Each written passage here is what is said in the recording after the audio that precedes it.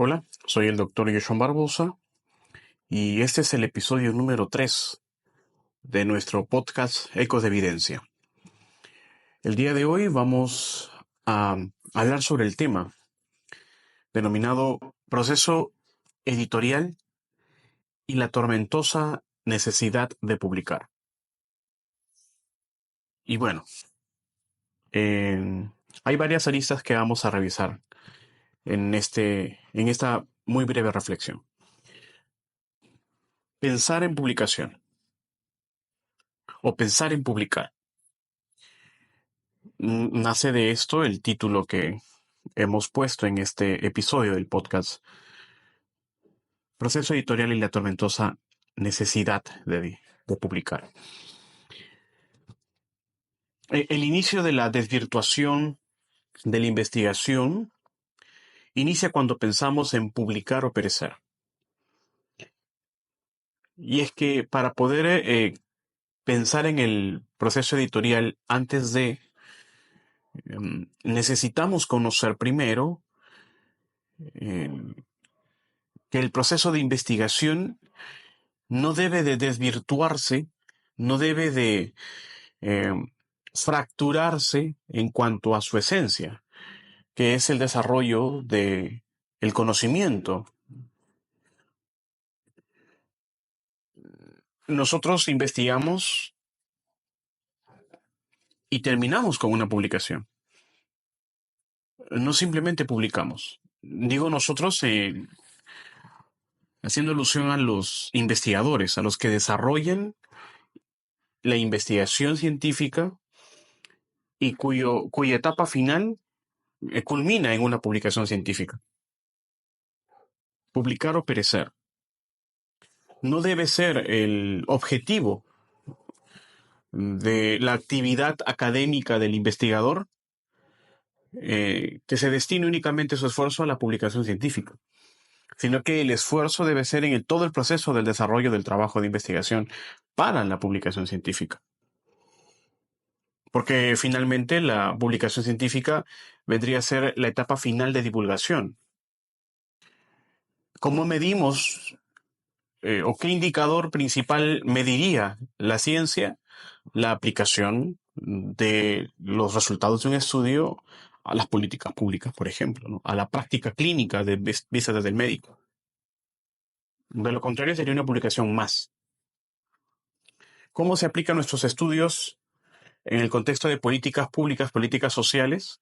Es ahí la utilidad total de nuestro trabajo y el aporte a la ciencia, ¿no? ¿Cómo crece el conocimiento con los hallazgos de nuestras investigaciones? Entonces, punto de partida en el proceso de investigación es saber que no voy a investigar por publicar únicamente, sino que voy a investigar para mejorar el conocimiento, para transformar el conocimiento, para aportar al conocimiento, para hacer ciencia. De la misma forma en que se hace un posgrado. No hacemos un posgrado para tener un título o tener un grado. No hacemos una maestría para tener un grado más. O no debería hacerse, ¿no? Una maestría para tener un grado más que se pueda colgar en la pared. Nosotros hacemos una maestría o un doctorado con el objetivo de aportar a la ciencia, de generar conocimiento, porque la maestría o el doctorado contribuyen a la generación del conocimiento. De lo contrario, si no hay esa contribución, el grado es simplemente un nombre o un cartón colgado en la pared. Y lo mismo con la investigación científica. Si la investigación científica que culmina en una publicación no tiene una utilidad en la problemática que se está investigando, entonces es simplemente un manuscrito más alojado ahora en una web de la revista, ¿no? Pero nada más. Y es que ahora, lamentablemente, muchas de las publicaciones sí terminan pereciendo. No el investigador, pero sí las publicaciones. Se llena de, se infla la cantidad de trabajos en una revista que no son útiles en la práctica, en diferentes especialidades, unas más que otras.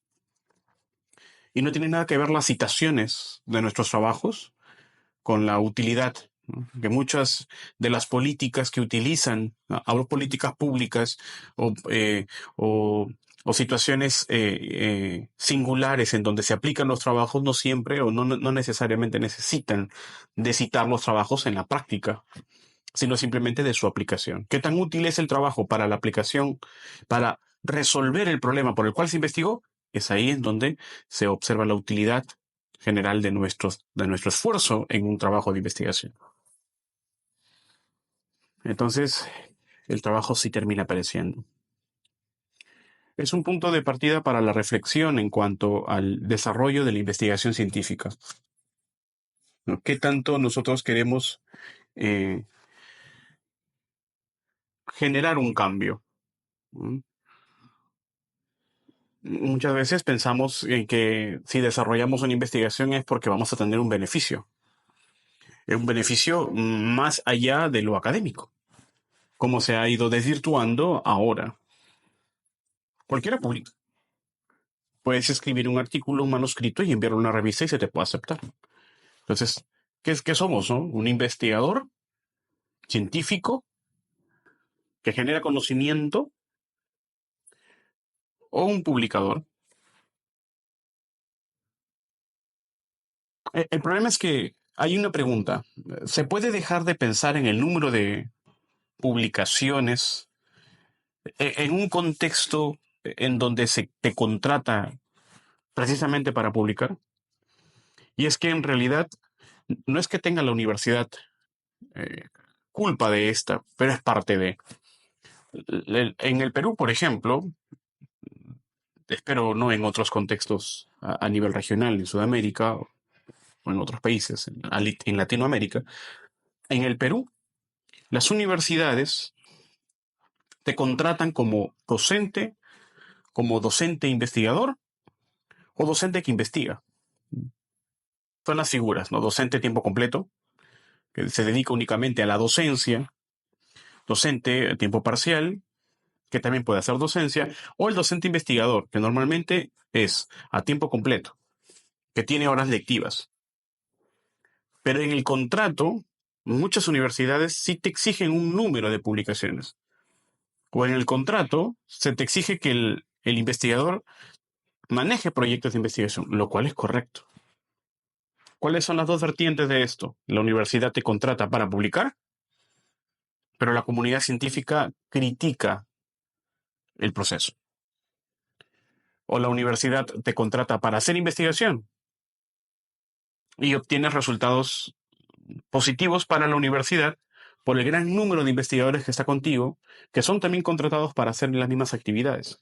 Investigación más allá de la publicación.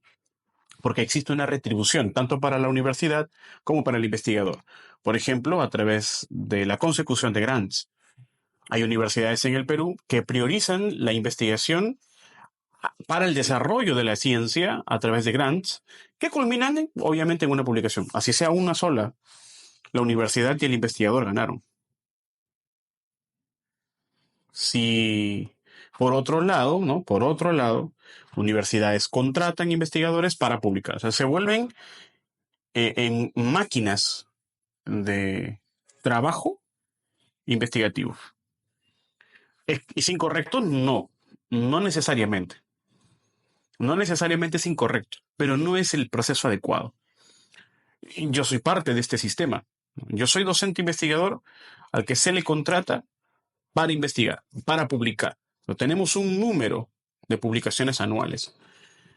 ¿Esto es incorrecto? No lo es. No es incorrecto, pero no es lo adecuado, porque se desvirtúa la esencia del desarrollo de investigación. Y nosotros estamos supeditados al apresuramiento de todos los procesos para poder llegar a cumplir con el contrato, porque de lo contrario te quedas en la calle. Ya no te renuevan un contrato. ¿Y quién quiere estar desempleado ahora? Nosotros tenemos que investigar porque es una exigencia del contrato. Cumplimos con el contrato.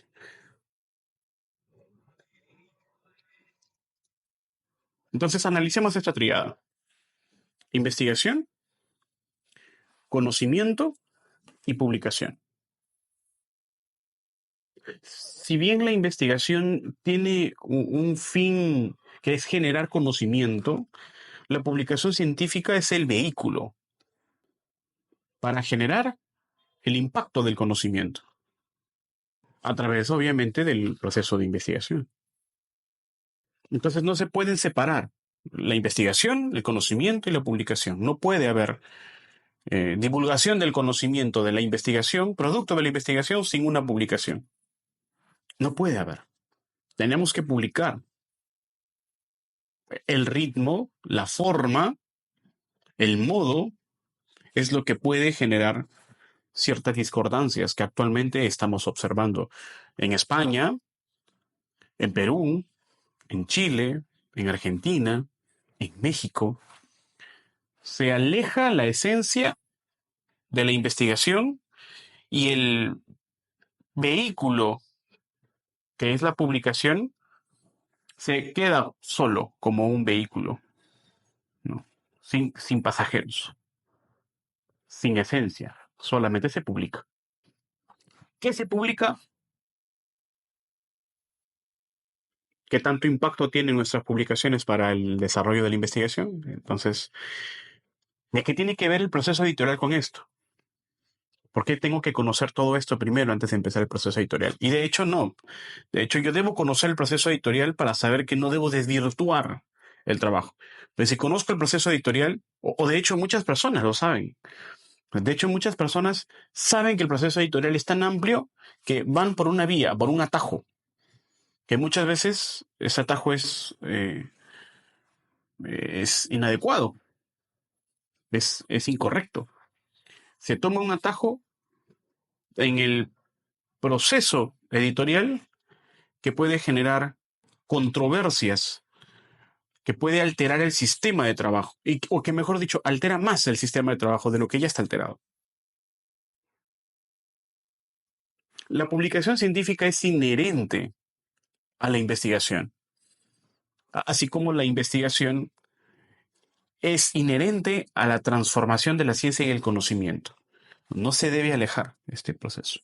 No debe existir un divorcio de la investigación, el conocimiento y la publicación. Es una armonía. Y nosotros como investigadores tenemos esa responsabilidad de mantener esa armonía. Por ejemplo, en lo particular, yo tengo muchos trabajos de investigación en los cuales he generado conocimiento, he transformado mi línea de investigación. Mis trabajos sí han aportado a políticas públicas. Se ha tomado decisiones a nivel gubernamental a través de los trabajos en los que como investigador he participado. He liderado o he sido partícipe como coautor en muchos de estos trabajos. Esto es obviamente meritorio, pero también, no son, yo siempre hago un análisis propio de mis pros y mis contras. También tengo muchos trabajos y de hecho gran parte de trabajos que no han sido útiles, que no han sido útiles. Ahora, yo también sé que estos trabajos no son útiles ahora o por la línea o simplemente porque investigamos en temas que son de muy alta especialidad, muy específicos y que obviamente van a ser tomados por médicos, ¿no? Por profesionales de salud en esa área específica. Yo estoy seguro que eso sucede. Y también tengo trabajos que, pues, al inicio de mi carrera profesional como investigador, como profesional en investigación, pues obviamente han sido, entre comillas, de un relleno, ¿no? Un inicio. Por ejemplo, el haber realizado cartas al editor, el haber realizado reportes de caso. Eh, no considero que estos estudios aporten necesariamente a la ciencia, si bien contribuyen a conocer más, no necesariamente generan un conocimiento. Entonces, como que podemos tener esas situaciones. Ahora, ¿es incorrecto? No es incorrecto. todos los investigadores iniciamos con un proceso básico, ¿no? Desde estudiantes inclusive aprendemos, ¿no?, a gatear, ¿no?, a pararnos, caminar y luego correr. Son parte del desarrollo de todo profesional, ¿no? Nada más que cuando uno lo ve en retrospectiva, como que sí, obviamente hemos tenido nuestras eh, inquietudes durante el proceso. Bueno, entonces vamos ahora a pensar en la necesidad de publicar. Vamos ahora a ver cómo es que influye el pensar en la publicación y en la necesidad respecto al proceso editorial. Y nuevamente retomo, ¿por qué es importante conocer el proceso editorial? Porque el saber que el proceso editorial toma un tiempo adecuado, propio de cada revista, te permite reconocer que estas limitaciones temporales te permite reconocer que estas limitaciones temporales nos van a ayudar a poder elaborar estrategias, a poder elaborar eh, eh, mejores proyectos para poder tener un resultado positivo a favor, obviamente, de la institución en la que laboramos, a favor de nosotros como académicos y obviamente a favor de la ciencia. Entonces, debemos iniciar en investigación conociendo que el proceso editorial de la publicación científica nos permite entender el tiempo que demanda el envío de nuestro trabajo hasta el proceso de aceptación. O sea, el proceso editorial demanda todo esto. Hay un tiempo. Y si nosotros conocemos el tiempo, vamos a tener siempre un freno desde todas las perspectivas, un freno ético, un freno académico, un freno metodológico, un freno estratégico. Vamos a tener ese proceso. Entender el proceso editorial para poder comprender que la desvirtuación en investigación científica no debe darse. Toda necesidad, entonces, de publicar debe estar acompañada de esa estrategia temporal, como les dije. Si yo sé que el proceso editorial de esta revista a la que yo voy a enviar dura un año, entonces tengo que elaborar una estrategia para evitar que me llegue el año de entrega de mi reporte como investigador. Aquí en el Perú no te contratan por un año. Ninguna universidad te contrata por un año. O al menos en las que yo he estado como docente. Ninguna me ha contratado por un año continuo. Todas han sido 6 meses, 6 meses, 6 meses. Y hay cortes a los 6 meses. Bueno, obviamente en todas he pasado los 6 meses. Porque hay un corte con una renovación inmediata en algunas ocasiones, o en algunas se ponen siempre por ahí un... La pregunta sería aquí, las personas encargadas de monitorizar las investigaciones, las publicaciones de los investigadores, ¿conocen el proceso editorial? Y este video está, de hecho, realizado para todos, incluyéndolos. Las personas que están monitorizando el proceso, el desarrollo de la investigación para publicación científica de sus investigadores en las universidades deben conocer correctamente el proceso editorial, porque de esa manera van a poder saber que el proceso editorial no es inmediato. Entonces no puedes tener de 8 publicaciones anuales que desarrolla un investigador, por ejemplo, aquí en el Perú un investigador senior, 8 anuales, no vas a tener 4 investigaciones en el primer semestre. Vas a tener probablemente 4 al finalizar el año y las otras 4 en la mitad del siguiente año. Entonces, le vas a cortar el contrato a una persona que está haciendo investigación durante el año y que va a terminar con posiblemente 4 publicaciones hasta el final del año. Entonces dicen, no, el indicador dice que el investigador terminó su contrato con el 50% de rendimiento. Es incorrecto.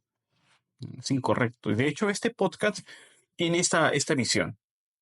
Yo elaboro diferentes videos, como podrán ver, en diferentes formatos. Y este es uno de los videos críticos que siempre voy a hacer al sistema. Autocríticas también. No críticas personales a terceros. No es mi estilo. Pero sí al sistema. Porque es inadecuado. Es deficiente. Nos orilla a pensar en el número. Y obviamente esto implica la calidad del trabajo, esto implica la, eh, la decisión eficiente de a dónde publicar o en dónde publicar. Nos orilla también a estar supeditados al recurso que nos ofrezca la universidad, ¿no? Para publicar.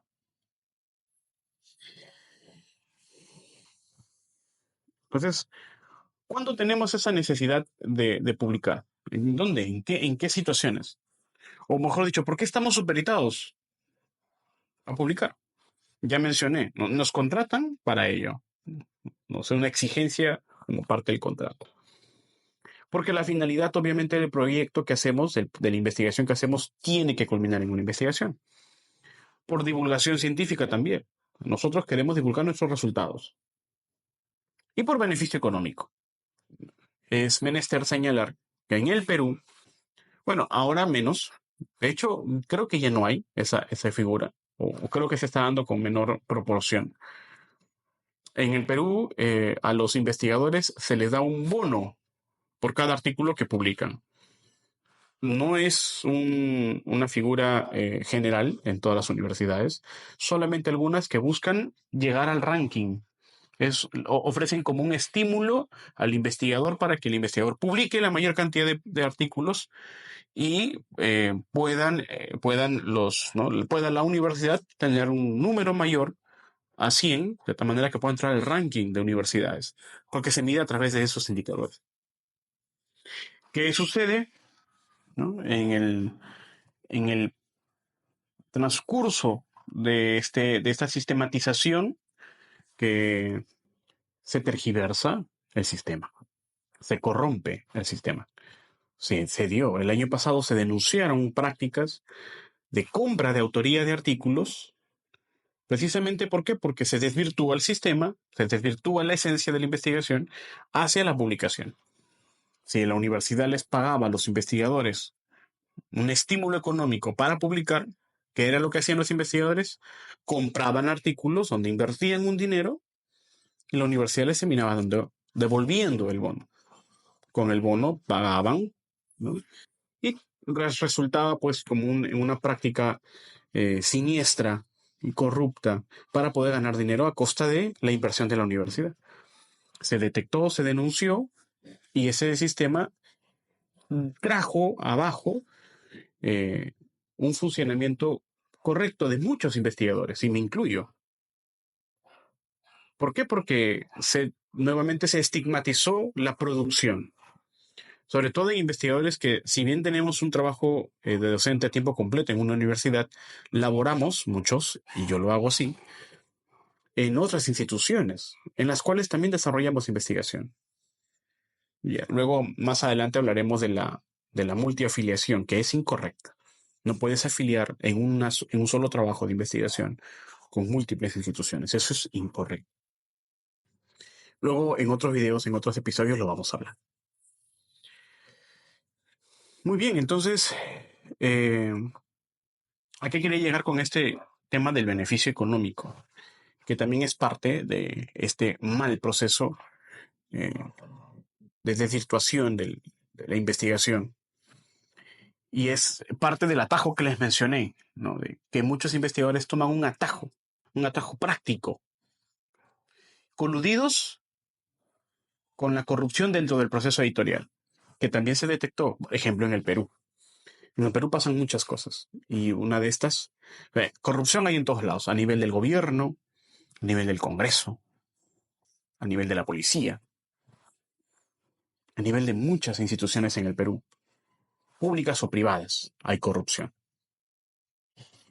Y pues no podía dejar eh, la investigación, no podía perder esa oportunidad de también ser corrupto. Y se dio, se conoció, se denunció y todavía no existe una solución, ¿no? Aunque como le mencioné, se rompió gran parte de este sistema, entonces muchos investigadores todavía quedaron en el aire, ¿no? O sea, se rompió el sistema, se denunció como que hubo una dispersión de toda esta situación, de toda esta masa de investigadores que publicaban por cobrar, ¿no? Entonces vamos con el inicio del proceso editorial. El proceso editorial inicia desde el envío del manuscrito. Nuevamente, ¿por qué es menester saber todo esto? Por toda la crítica anterior. Conociendo el proceso editorial,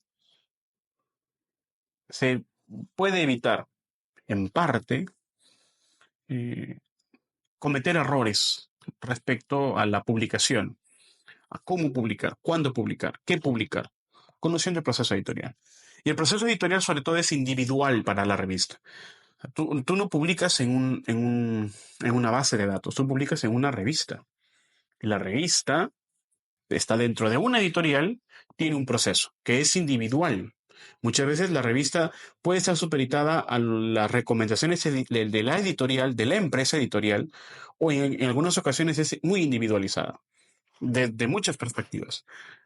Pueden ser muy comunes en cuanto al sistema del proceso de emisión, pero son muy individuales en cuanto a la demora del proceso editorial, al tiempo que se toma toda parte del proceso, y lo vamos a hablar ahora. Enviamos nuestro trabajo a la revista. La revista recibe el trabajo, vamos a hacer un ejemplo. La revista recibe el trabajo, ¿no? Nosotros enviamos a la revista nuestro manuscrito, nuestro artículo científico en virtual, se sube a un sistema, la revista recibe el trabajo y realiza un checklist inicial, ¿no? Un asistente editorial recibe el trabajo y hace un checklist inicial. Si nuestro artículo cumple con las expectativas y las normativas de la revista lo aceptará y lo pasará a una siguiente etapa. O lo puede rechazar, ¿no? Y nos dicen, gracias por el envío, pero la publicación no se adecua a las directrices de la revista y gracias. Continúe en otras revistas, ¿no? ¿Qué tenemos que hacer? Enviar a otra revista. Ojo, también hablaré más adelante, quizás en otras publicaciones, pero es importante saber que si tú envías a una revista, no puedes enviar a otras a la vez. Tienes que esperar que se emita una primera contestación por parte de la revista. Eso se conoce como primera respuesta, ¿no? La revista, tú le envías y la revista te responde. Hay un tiempo en ese periodo desde el envío hasta la primera respuesta. Eso se conoce como tiempo a la primera decisión. Nosotros, en ese tiempo, en ese momento, nosotros no podemos estar enviando a revistas de forma simultánea, como mucha gente lo ha hecho, por desconocimiento o a propósito. Ha enviado diferentes revistas para ver a cuál le atinan. Incorrecto, ¿no? Incorrecto. Entonces, la revista, muy bien, pasa la primera fase de checklist y lo remite. Te contesta diciendo que, bueno, está pasando ahora a una siguiente fase conocida como revisión par. Y la revisión par consiste en la revisión, en los comentarios o las sugerencias por parte de expertos sobre tu manuscrito, ¿no? Sobre tu manuscrito. Entonces, una vez que la revista acepta esa primera fase, pasa a revisión par. Todavía no es aceptado el trabajo. Simplemente está pasando una revisión par. Aquí quiero hacer un paréntesis. Recuerden de que nosotros cuando enviamos a la revista recibe, y en este momento la revista tiene la facultad, ¿no? El asistente editorial o el equipo editorial tiene la facultad de aceptar o rechazar. De hecho, la gran tasa de rechazo es en la primera fase del envío. Una revista tiene una gran tasa de rechazo cuando ¿no? Cuando tiene, por ejemplo, un periodo de cantidad de artículos en donde recibe el artículo y rechaza el trabajo. Esa tasa de rechazo, si es mayor al 80%, es positivo. ¿Qué significa? Que la revista se da el tiempo de revisarte y rechazarte para que tú puedas enviar a otra revista. A mayor tasa de rechazo, mayor rapidez, o sea, menor tiempo demora en la contestación.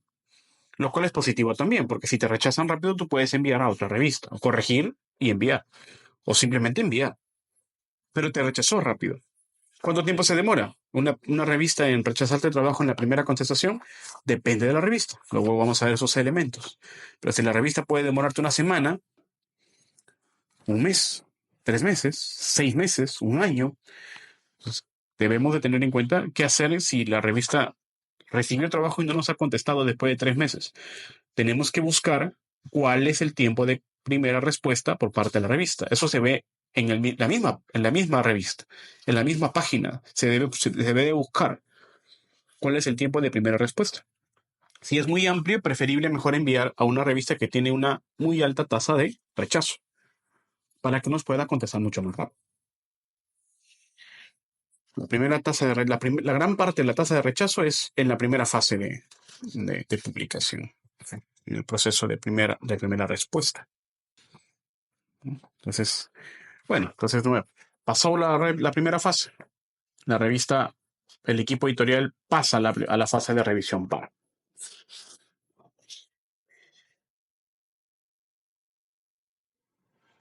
Antes de la revisión par, siempre me han preguntado muchos estudiantes, colegas, cuáles son los factores que pueden influir en el tiempo, ¿no? Porque, para empezar, ¿dónde puedo observar que la revista tiene un tiempo de demora?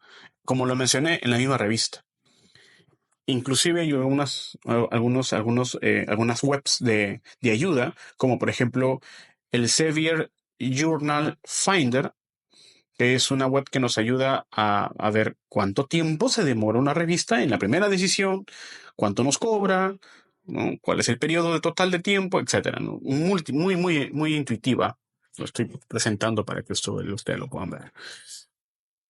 Ayuda muchísimo a decidir a dónde enviar. Sobre todo porque ese buscador te ayuda a encontrar la revista idónea cuando has terminado tu manuscrito. Subes el abstract y la revista te sugiere, puedes enviar a esta, a esta, a esta, a esta. Luego hablaremos de los Open Access. Pero siempre me han preguntado cuánto tiempo se demora en general.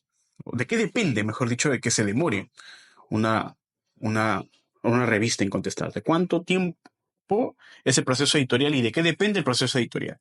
Hay muchos elementos. Y estos elementos los he ido discutiendo en Twitter, que subí el post del guión de este podcast y algunos colegas, compañeros, amigos y seguidores lo comentaron. Primero, cuartil de la revista. Scopus, ¿no? A través del Saimago Journal Rank, establece 4 cuartiles. Cuartil 1, cuartil 2, cuartil 3 y cuartil 4. ¿De qué dependen los cuartiles? Hay múltiples elementos también.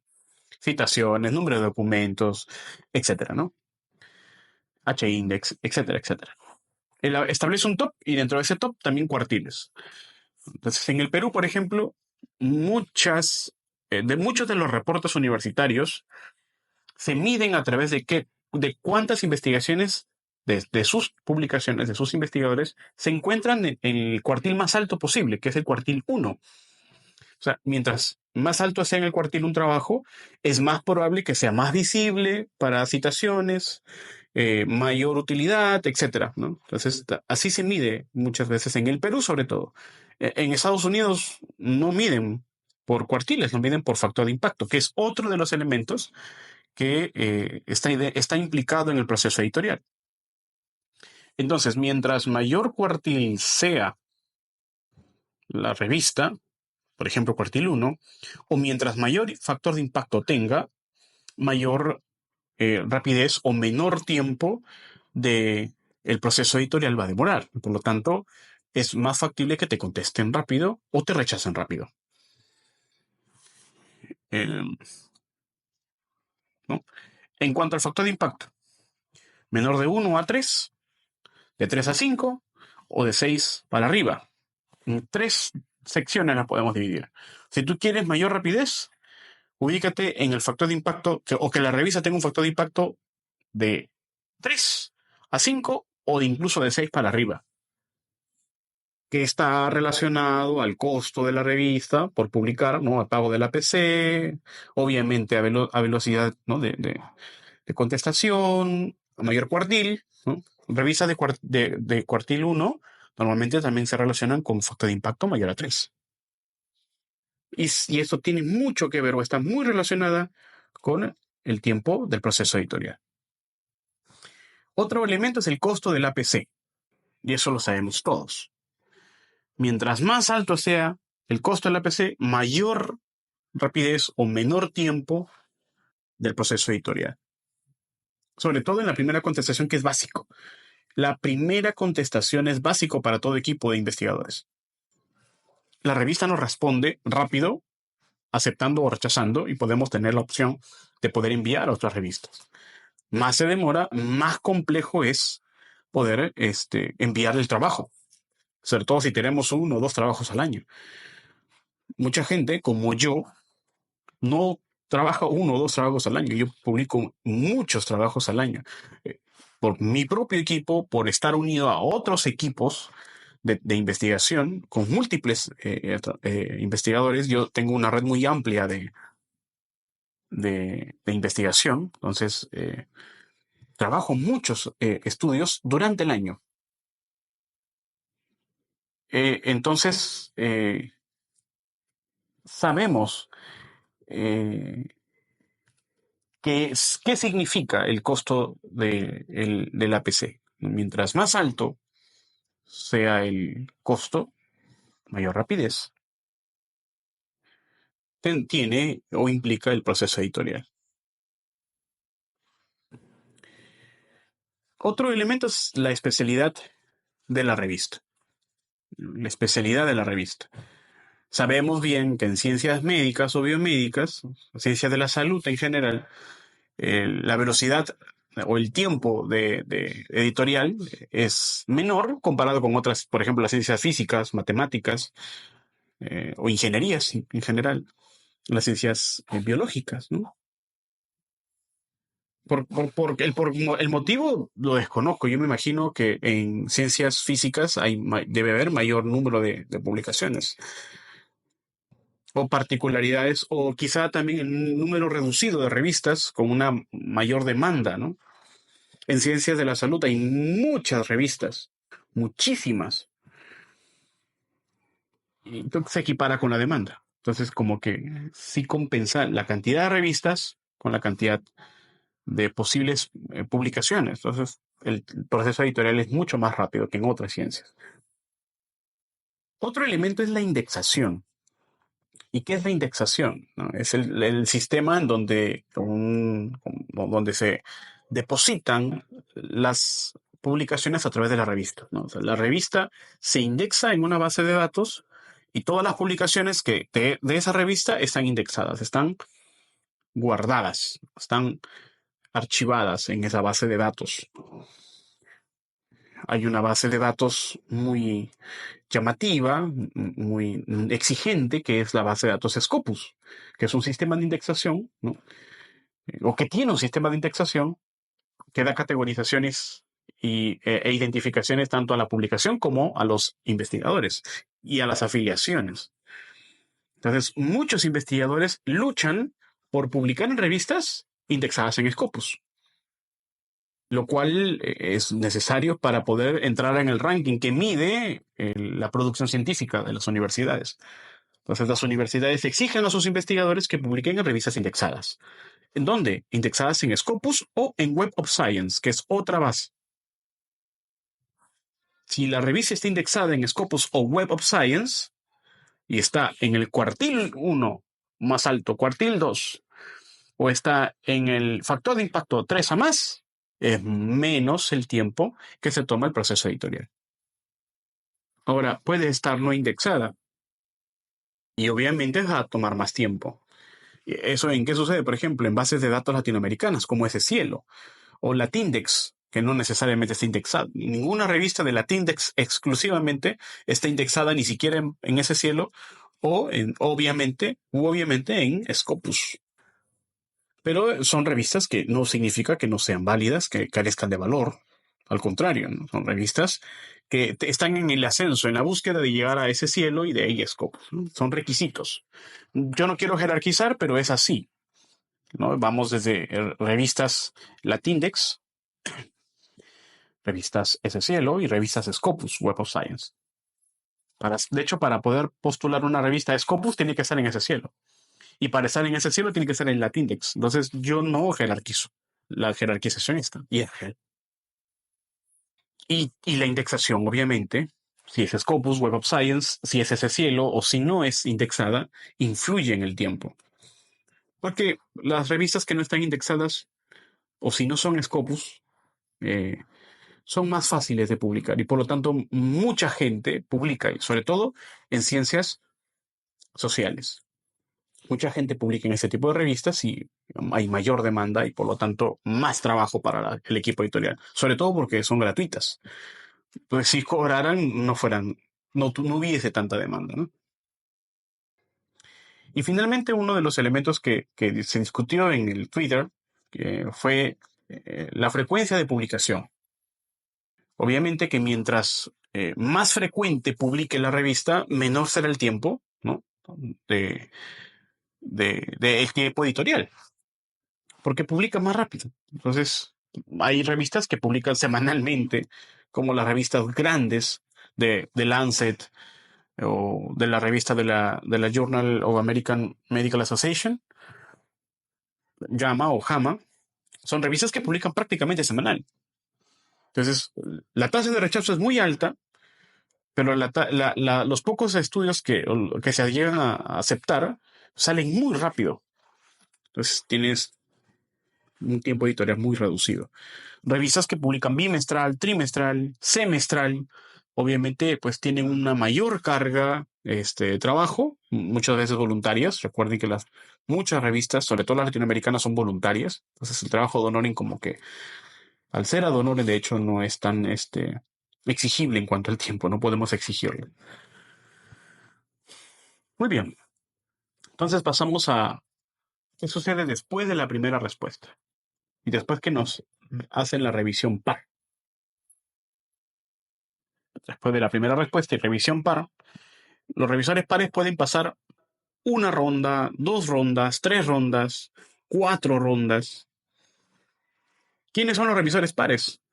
Son personas invitadas, ¿no?, por parte de la revista para revisar tu trabajo, comentarlo, sugerirlo y tú revisar los cambios.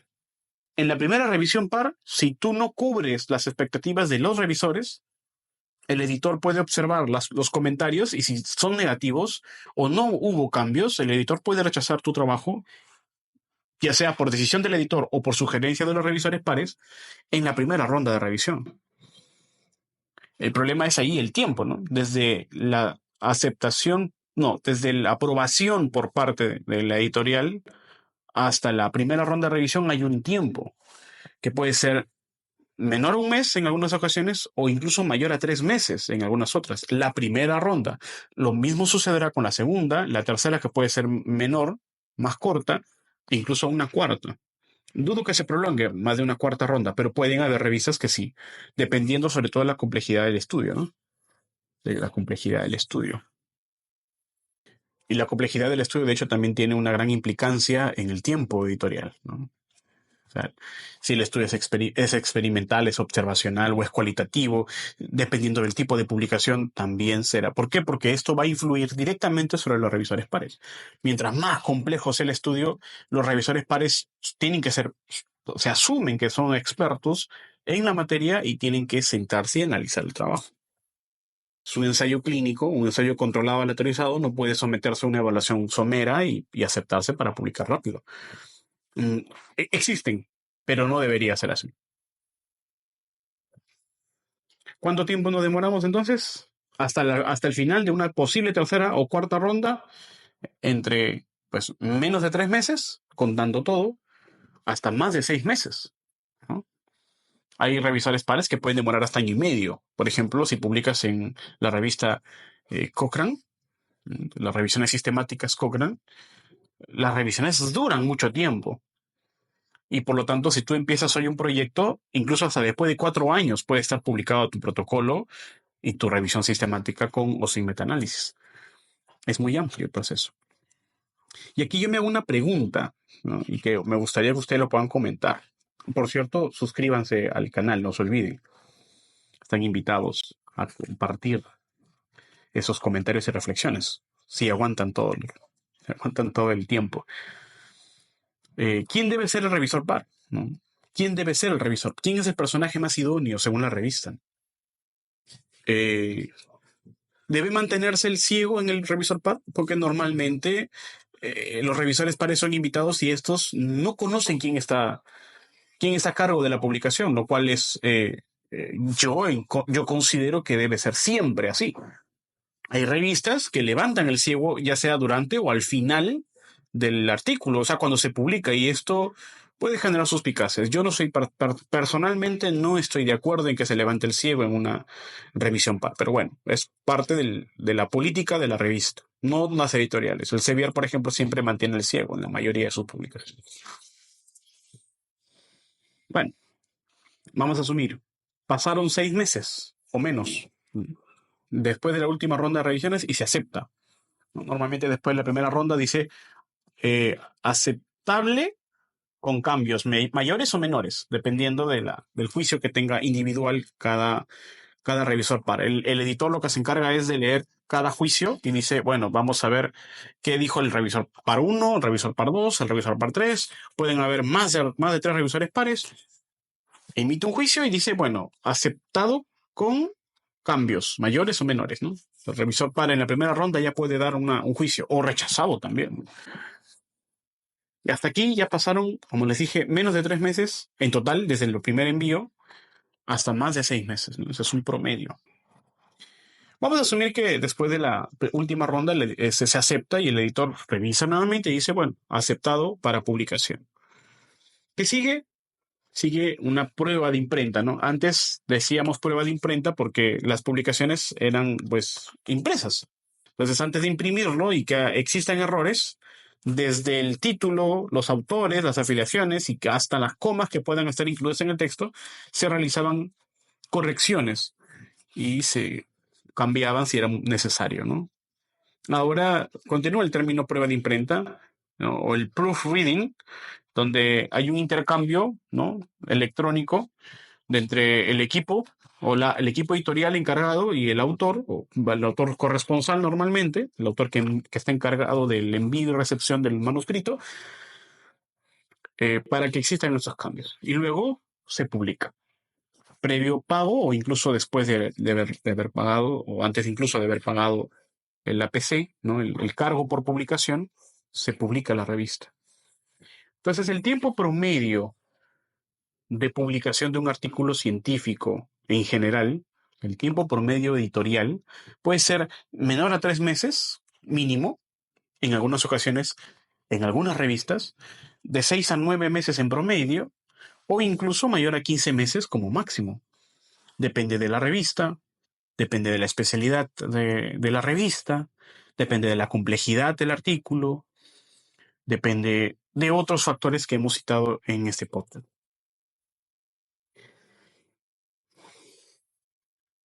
¿Cuáles son mis conclusiones finales respecto a esto?